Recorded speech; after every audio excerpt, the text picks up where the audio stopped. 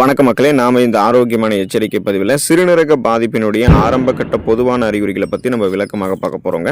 இப்போ சிறுநீரக பாதிப்பு அப்படின்றது பொதுவான பிரச்சனையாகிடுச்சுங்க. வயதானவர்களை குறிவைத்த இந்த சிறுநீரக பாதிப்பு நோய் இளைஞர்களையுமே இப்போ பாதிக்க தொடங்கிடுச்சு அப்படின்னு தான் சொல்லணும். இப்படி சிறுநீரக பிரச்சனையை அதிகரிக்கிறதுக்கு காரணம் என்னென்னு பார்த்தீங்கன்னா, அறிகுறிகளே இல்லாமல் அதனுடைய பாதிப்புகள் நமக்கு தொடங்க ஆரம்பிக்கும். பொதுவாக சிறுநீரக பாதிப்பு ஏற்பட்டுச்சுன்னா உடனே அதனுடைய சிம்டம்ஸ் எல்லாம் நமக்கு தெரியாதுங்க.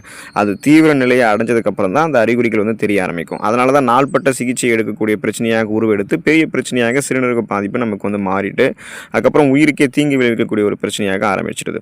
ஸோ ஆனால் நம்ம ஒரு சில பொதுவான அறிகுறிகளை முன்னாடியே ஒரு சில அறிகுறிகளை நம்ம கணிக்கும் பொழுது அது நமக்கு சிறுநீரக பாதிப்பு ஏற்பட்டிருக்கு அப்படின்னு மருத்துவரை பார்த்து நம்ம சரி செய்து கொள்ளலாம். அதுக்காக தான் இந்த பதிவு. ஸோ அந்த அறிகுறிகள்லாம் என்னென்ன அப்படின்றத விளக்கமாக பார்ப்போம். அதை பற்றி பார்க்குறதுக்கு முன்னாடி இந்த வீடியோவுக்கு ஒரு லைக்கை கொடுத்துட்டு அந்த தகவலை உங்களுக்கு தெரிஞ்சவங்களுக்கும் ஷேர் பண்ணிவிடுங்க. ஏன்னா இது அவங்களுக்கும் பயனுள்ளதாக இருக்கக்கூடிய ஒரு ஆரோக்கியமான பதிவு தாங்க. இது போன்ற அப்டேட்ஸ்கள் நீங்கள் தொடர்ந்து பார்க்குறதுக்கு நம்மளுடைய ஹெல்த் நியூஸ் தமிழ் சேனலை மறக்காமல் சப்ஸ்கிரைப் பண்ணி வச்சுக்கோங்க. பக்கத்தில் இருக்கக்கூடிய பெல் பட்டனையும் கிளிக் பண்ணி ஆல் அப்படின்ற ஆப்ஷனையும் செட் பண்ணி வச்சுக்கிட்டீங்க அப்படின்னா நாங்கள் போடக்கூடிய எல்லா அப்டேட்ஸும் உங்களுக்கு நோட்டிஃபிகேஷன் அடிக்கடி சேரும். சரிவாங்க மக்களே, இப்போ வீடியோக்குள்ளே போயிடலாம். அதீத உடல் சோர்வு மற்றும் கவனமின்மை உங்களுக்கு தென்படுதா பாருங்கள். இது சிறுநீரகம் பாதிப்படைஞ்சதுக்கான ஆரம்ப கட்ட பொதுவான அறிகுறியாக கூட இருக்கலாம்.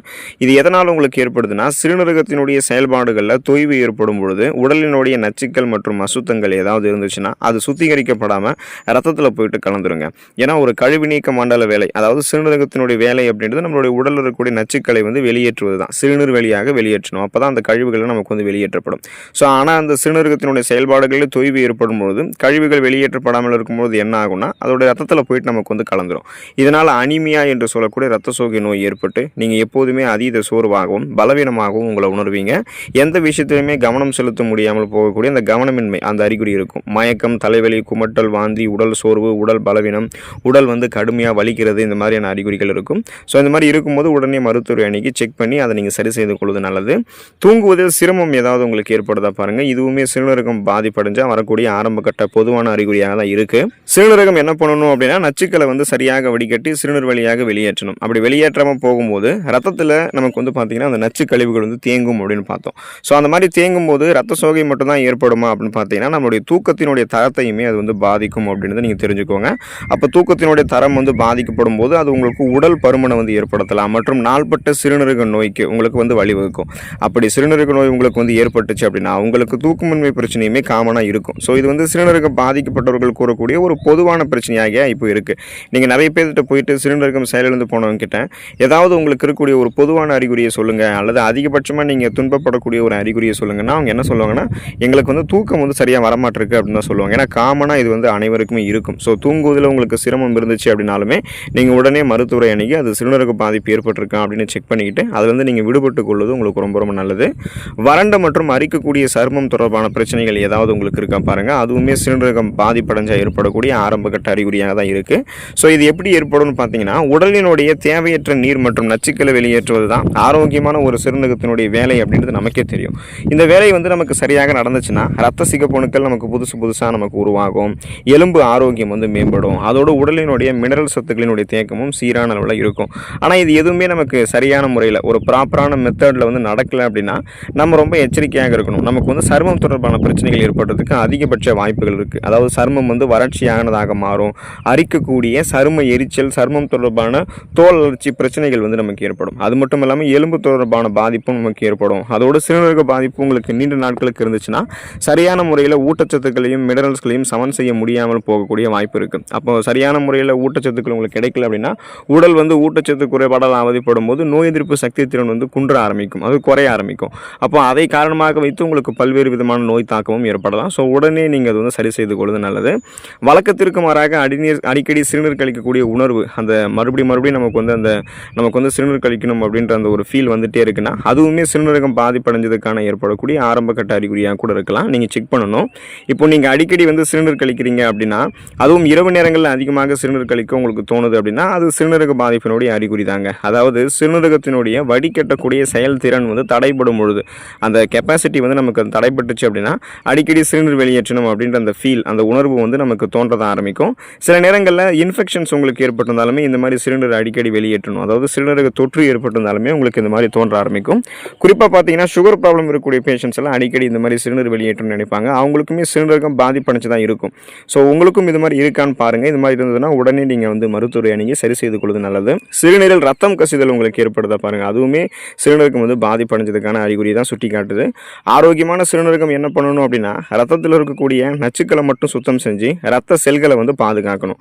அப்போது நமக்கு வந்து நச்சுக்களை மட்டும்தான் சிறுநீர் வழியாக நமக்கு வந்து வெளியேற்றணும். ஆனால் சிறுநீரகத்தோடைய வடிகட்டக்கூடிய செயல் வந்து தடைபடும் பொழுது என்ன ஆகுதுன்னா, சிறுநீர் வழியாக ரத்த செல்களையுமே அது கசிய வைக்குது. அப்படி நீங்கள் வந்து சிறுநீர் கழிக்கும் போது ரத்தம் வருவது போல் உங்களுக்கு தென்பட்டுச்சுன்னா நீங்கள் ரொம்ப எச்சரிக்கையாக உடனே வந்து மருத்துவர் அணுகணுங்க. அது வந்து சிறுநீரக புற்றுநோய், சிறுநீரக கல் அல்லது சிறுநீரக தொற்று பாதிப்பு, இதில் உங்களுக்கு எது இருந்தாலுமே சிறுநீரில் வந்து ரத்தம் வர ஆரம்பிக்கும். ஸோ நீங்கள் ரொம்ப ரொம்ப கவனமாக இருக்கணும். இப்போ கிரிட்டிக்கலான ஒரு கண்டிஷனாக இது அப்படின்னு கேட்டிங்கன்னா, கிரிட்டிக்கலான கண்டிஷனாக மாறுவதற்கும் வாய்ப்பு இருக்குது. ஸோ அதனால் நீங்கள் ஆரம்பத்திலே இந்த மாதிரி சிறுநீரில் ரத்தம் கசிதல் பிரச்சனை இருக்கும்போது உடனே மருத்துவரை அணுகி சரி செய்து கொள்வது நல்லது. கவனமின்மையால் அல்லது இது வந்து ஒரு பெரிய பிரச்சனையாக இருக்காதுன்னு நீங்களே கூச்சப்பட்டுட்டு சொல்லாமலாம் இருக்கக்கூடாது. நுரைத்து சிறுநீர் வெளியேறுதல், அதுவுமே உங்களுக்கு வந்து பார்த்தீங்கன்னா சிறுநீரக பாதிப்பினுடைய ஆரம்ப கட்ட அறிகுறியாக பார்க்கப்படுது அப்படின்றத தெரிஞ்சுக்கோங்க. இப்போ நீங்கள் வந்து சிறுநீர் கழிக்கும் போது சிறுநீர் வந்து நுரைத்து வருது அப்படின்னா அதில் புரோட்டீன் கலந்துருக்கு அப்படின்றது தாங்க அர்த்தம். அது கிட்டத்தட்ட எப்படி இருக்குன்னு பார்த்தீங்கன்னா, முட்டையை வந்து ஸ்கிராம்பிளிங் செஞ்ச மாதிரி ஒரு தோட்டத்தில் வந்து இருக்கும். ஸோ இதுக்கான காரணம் என்னென்னா, சிறுநீரில் வரக்கூடிய அந்த புரோட்டீன் நுரையானது முட்டையிலுமே காணப்படும். அதனால தான் அந்த நுரைத்து சிறுநீர் வெளியேறக்கூடிய பிரச்சனை இருக்குது.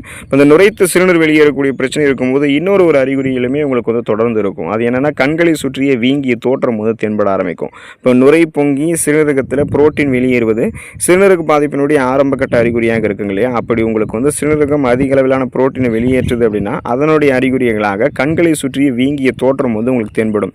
அதாவது பஃபிங்கான ஐஸ் வந்து இருக்கும். குறிப்பாக வறட்சியான கண்கள், அது வந்து வறட்சியான கண் உங்களுக்கு வந்து தென்பட ஆரம்பிக்கும். ஸோ அந்த கண்களை சுற்றி வீங்கிய தோற்றமும் நுரைத்து சிறுநீர் வெளியேறுதல் அப்படின்றது ஒன்றுக்கொன்று தொடர்புடைய அறிகுறிகள் தான். இது இருக்கும்போதே நீங்கள் அதை சரி செய்து கொள்வது நல்லது. கணுக்கால்களில் வீக்கம் ஏற்படுதல் சிறுநீரக பாதிப்பினுடைய ஆரம்ப கட்ட அறிகுறியாக கூட இருக்கலாம், நீங்கள் செக் பண்ணணும். இப்போ சிறுநீரகம் வந்து செயலிழப்பு உங்களுக்கு ஏற்பட்டிருந்தது அப்படின்னா சோடியம் வந்து அதிக அளவில் தேங்கி நம்மளுடைய கால்கள் பாதங்கள் எல்லாம் வீங்க ஆரம்பிக்கும். இது சிறுநீரகம் செயலிழந்தால் மட்டும் நமக்கு வர்றது கிடையாது. நமக்கு இதயம் தொடர்பான பிரச்சனை, கல்லீரல் தொடர்பான பிரச்சனை மற்றும் நாள்பட்ட கால் நரம்பு பிரச்சனை என இதில் எது இருந்தாலுமே கால்கள் வந்து வீங்க தான் ஆரம்பிக்கும். ஸோ நீங்கள் மருத்துவரை அணுகி செக் பண்ணும்போது உங்களுக்கு தெரியும் எதனால் இது ஏற்பட்டிருக்கு அப்படின்னு. அது மாதிரி ஏற்பட்டிருந்தது, ஒருவேளை சிறுநீரகம் பாதிப்படைஞ்சதால் கண் கால்கள் வீக்கம் ஏற்பட்டிருக்குன்னா உடனே அதை சரி செய்து கொள்வது நல்லது. பசியின்மை உங்களுக்கு ஏற்படுதா பாருங்கள், இதுவுமே சிறுநீரக பாதிப்பினுடைய ஆரம்ப கட்ட அறிகுறியாக பார்க்கப்படுது அப்படின்னு தெரிஞ்சுக்கோங்க. ஸோ இந்த வகையான பசியின்மை எதனால் ஏற்படுதுன்னா, நம்மளுடைய உடலில் அந்த சிறுநீரகம் நம்மளுடைய கழிவுகளை வந்து முறையான அளவில் வெளியேற்றாமல் போகும்போது அந்த ஒட்டுமொத்த கழிவுகளும் ஒன்று சேர்ந்து நமக்கு வந்து பார்த்திங்கன்னா நமக்கு உள்ளே தேங்க ஆரம்பிக்கும். அதனால தான் அந்த பசியின்மை ஏற்படும். சிறுநீரக பாதிப்பினுடைய தூக்கமின்மை எப்படி ஒரு பொதுவான அறிகுறியாக இருக்கும், அது போல தான் பசியின்மையுமே ஒரு பொதுவான அறிகுறியாக இருக்குங்க. நச்சுக்களினுடைய தேக்கம் அதிகரிக்க அதிகரிக்க இந்த மாதிரி பசியின்மை ஏற்படுவது இயல்பாகவே நடக்கும். அதை நீங்கள் உடனே சரி செய்து கொள்வது நல்லது. தசைப்பிடிப்பு உங்களுக்கு வந்து ஏற்படுதா பாருங்கள், இதுவுமே சிறுநீரக பாதிப்பினுடைய ஆரம்ப கட்ட அறிகுறியாக தாங்க இருக்குது. இப்போ சிறுநீரகத்தினுடைய செயல்பாடுகள் உங்களுக்கு குறையும் பொழுது எலக்ட்ரோலைட்ஸ் வந்து சமநிலை இழந்து போயிடும். இதனால் கால்சியம் வந்து உங்களுடைய உடலில் குறைய ஆரம்பிக்கும். பாஸ்பரஸ் உடைய கட்டுப்பாடு வந்து குறைய ஆரம்பிக்கும். அப்போ உங்களுக்கு அந்த கால்சியம் பாஸ்பரஸ் போன்ற ஊட்டச்சத்துக்கெல்லாம் கிடைக்காம போகிறதால தசைகள் வந்து வலுவிழந்து போகக்கூடிய அபாயம் இருக்குது. இதன் காரணமாக அடிக்கடி தசை பிடிப்பு, தசை வலி ஏற்படுறது, தசைகள் தளர்ந்து போகிறது, தசை வளர்ச்சி ஆரோக்கியமாக இல்லாமல் போகிறது, இந்த மாதிரி பிரச்சனைகள்லாம் ஏற்படும். ஸோ இந்த மாதிரி ஏற்பட்டுச்சுன்னா உடனே அதை சரி செய்து கொள்வது நல்லது.